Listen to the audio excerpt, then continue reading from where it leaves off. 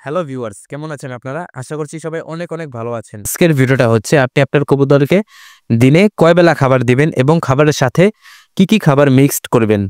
So এই দুইটা বিষয় নিয়ে আজকের ভিডিওটা।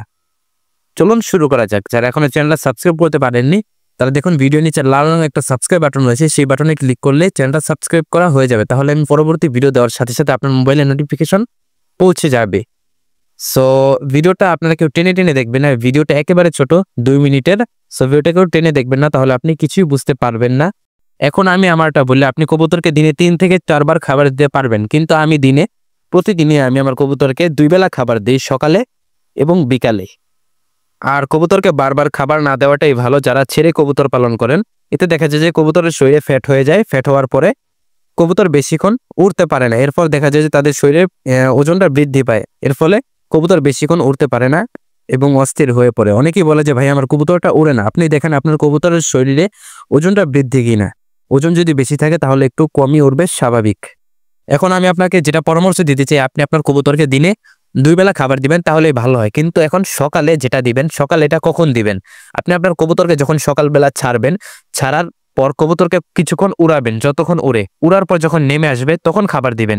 খাবার দেওয়ার পরে কখনোই উড়াবেন না। এতে দেখা যাবে যে খাবার খাওয়ার পরে এরা বেশিক্ষণ উড়তে চায় না, এরা বামে বা অন্য কোনো ছাদে গিয়ে বসে পড়ে। এজন্য কবুতর যখন সকালবেলা ছাড়ার পর উড়বে, উড়ার পরে খাবার দিবেন।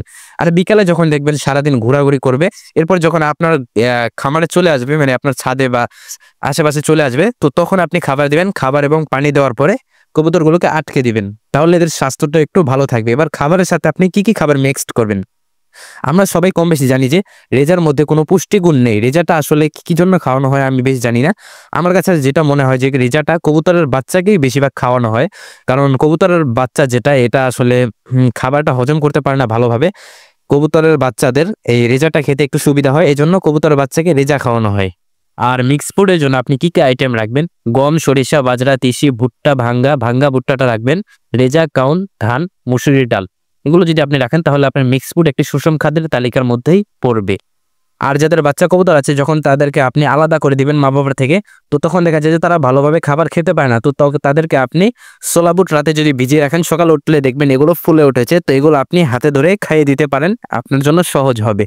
এই ছিল মোটামুটি ভিডিওটা। আর যারা খাঁচায় কবুতর পালেন তারা কিভাবে খাবার দিবেন, তারা আপনার, আর যদি আপনার কবুতরের বাচ্চা থাকে খাঁচার মধ্যে মা বাবার সাথে, তাহলে আপনি অল টাইম খাবার দিয়ে রাখতে হবে। দিনের 24 ঘন্টায় আপনার খাবার দিয়ে রাখতে হবে যাদের কবুতরের বাচ্চা আছে।